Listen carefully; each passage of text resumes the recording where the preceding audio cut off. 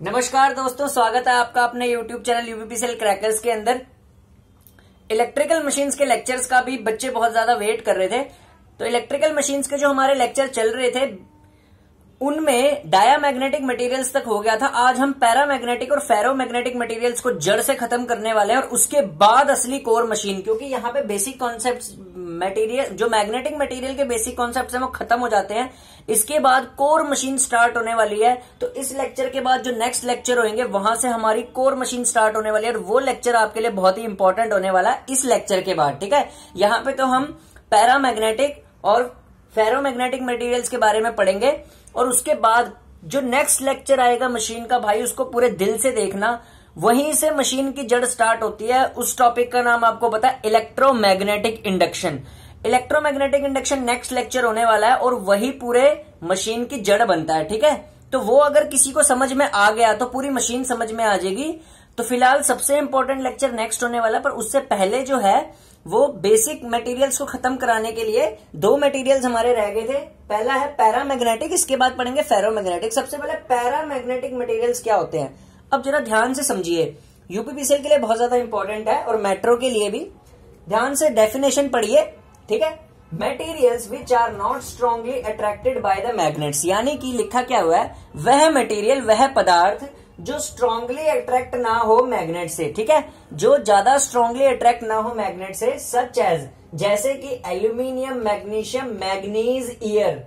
जैसे एल्यूमिनियम हो गया, मैग्नीशियम हो गया, मैग्नीज और ईयर हो गए।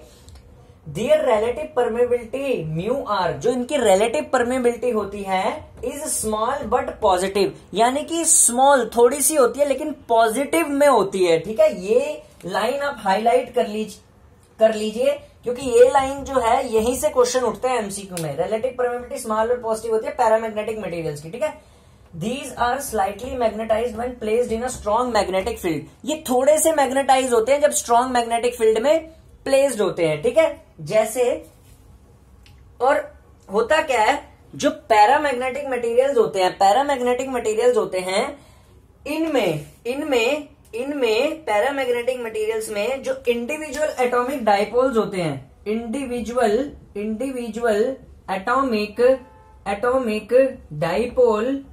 डाइपोल होते हैं इंडिविजुअल एटॉमिक जो डाइपोल होते हैं वो रैंडम फैशन में होते हैं। ठीक है, रैंडम फैशन में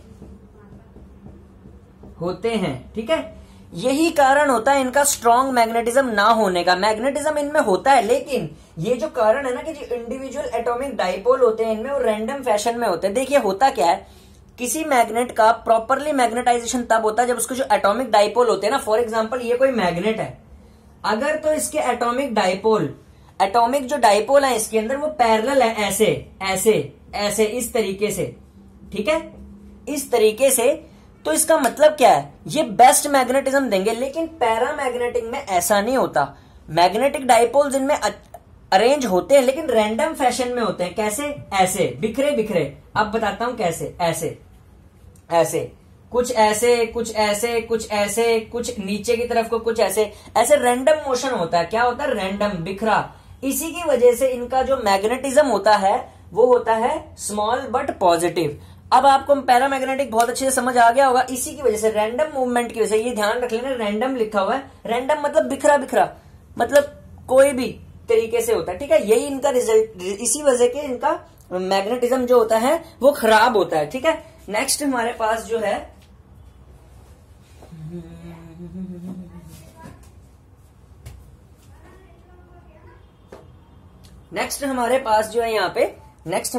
इसको रब कर देते हैं, मिटा देते हैं।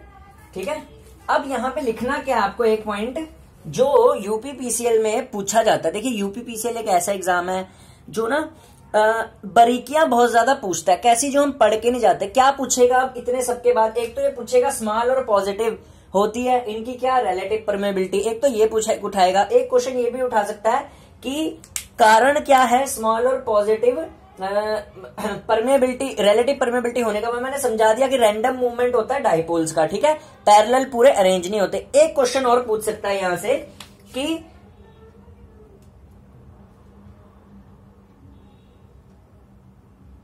रिलेटिव परमेबिलिटी एल्यूमिनियम की कितनी होती है, ठीक है। तो एल्यूमिनियम की, क्योंकि एल्यूमिनियम एक पैरामैग्नेटिक मटेरियल है, इसकी रिलेटिव परमेबिलिटी लिख लीजिए आप।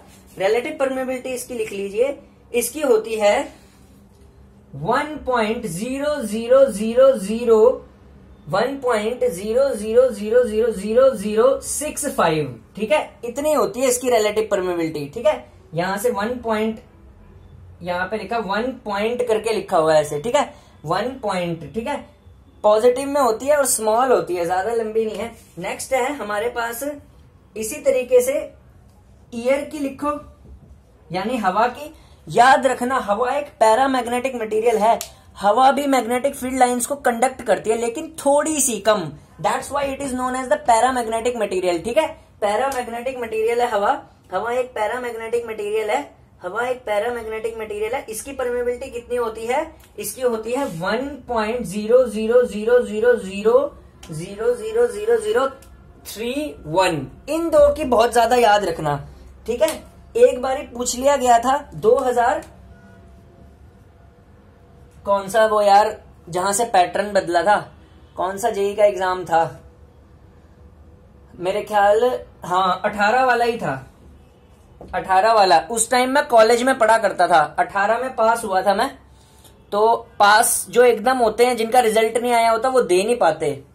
लेकिन तब मैं ना प्रीवियस ईयर देखता था, तो उसमें पता चलता था 2018 का जो पेपर हुआ था उसमें ये पॉइंट पूछा गया था, एल्यूमिनियम का पूछा गया था, एयर का पूछा गया था, ठीक है।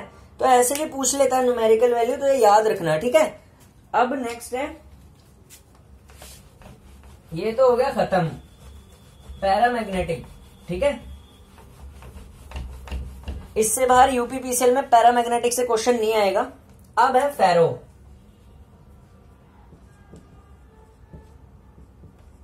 हेडिंग चेंज कर दी, फेरो लिख दिया। क्या लिख दिया, फेरोमैग्नेटिक मटेरियल्स, ठीक है।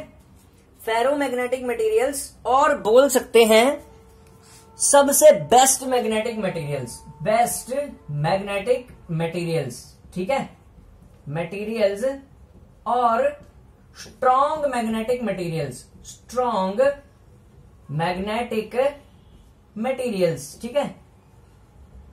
अब इनकी स्ट्रॉन्गनेस का कारण क्या होता है और क्यों ये स्ट्रॉन्ग होते हैं, समझिए। पहले तो समझते हैं, पहले डेफिनेशन, क्योंकि भाई आशीष गौड़ स्टाइल है, एक एक पॉइंट करके समझाना ही चैनल का उद्देश्य है। सबसे पहले definition, these are materials which are strongly attracted by magnetic field, ठीक है।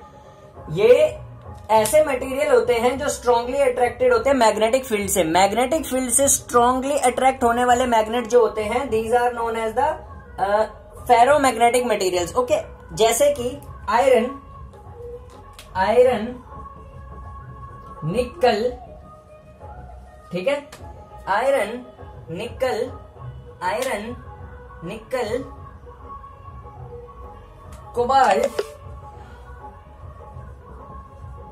एक्सेट्रा, ठीक है। जैसे कि आयरन हो गया, लोहा हो गया, निकल हो गया, कोबाल्ट एक्सेट्रा हो गया, तो ये हो गए फेरोमैग्नेटिक मटेरियल्स, ठीक है। सबसे इंपॉर्टेंट पॉइंट, रिलेटिव परमेबिलिटी,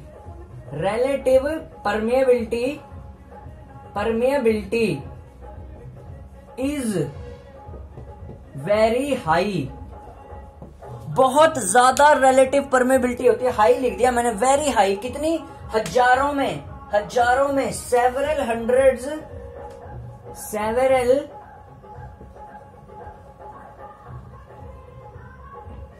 ये 100 लिखा हुआ है, सेवरल हंड्रेड्स टू थाउजेंड्स। भाई साहब 100 से हजारों के बीच में इसकी रिलेटिव परमेबिलिटी होती है सबसे ज्यादा, ठीक है, सबसे ज्यादा होती है।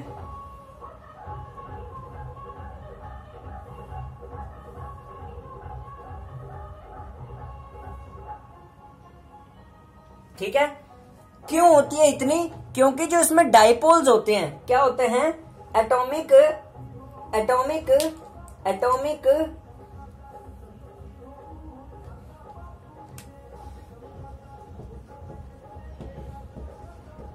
Dipoles are arranged parallel to the magnetic field. Atomic dipoles जो होते हैं इसमें वो पैरेलल टू मैग्नेटिक फील्ड। मान लो ये कोई मैग्नेट है, इस मैग्नेट में ऐसे अरेंज्ड होते हैं एटॉमिक डाइपोल्स, पैरेलल बिल्कुल एक दूसरे के, सिमेट्रिकल मैनर में पैरेलल। एटॉमिक डाइपोल्स का पैरेलल अरेंजमेंट होने की वजह से strong magnetic field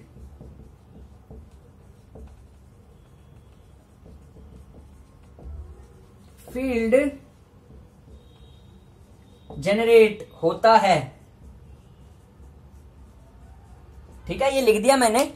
atomic dipoles का पैरेलल अरेंजमेंट की वजह से, ये देखो, arranged parallel to, atomic dipoles are arranged parallel to the magnetic field, hence strong magnetic field generate होता है। मैग्नेटिज्म बहुत ज्यादा स्ट्रॉन्ग होता है। ठीक है, और इसी की वजह से ये सबसे बेस्ट मटेरियल होते हैं, मैग्नेटिक मटेरियल, आयरन, निकल, कोबाल्ट। और सबसे इंपॉर्टेंट पॉइंट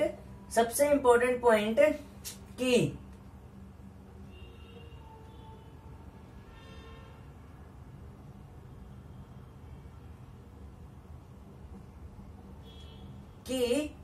इलेक्ट्रिकल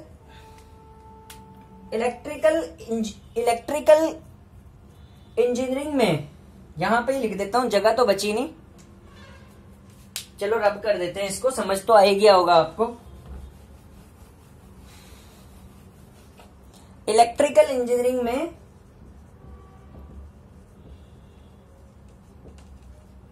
जो मेजर एप्लीकेशन होती है,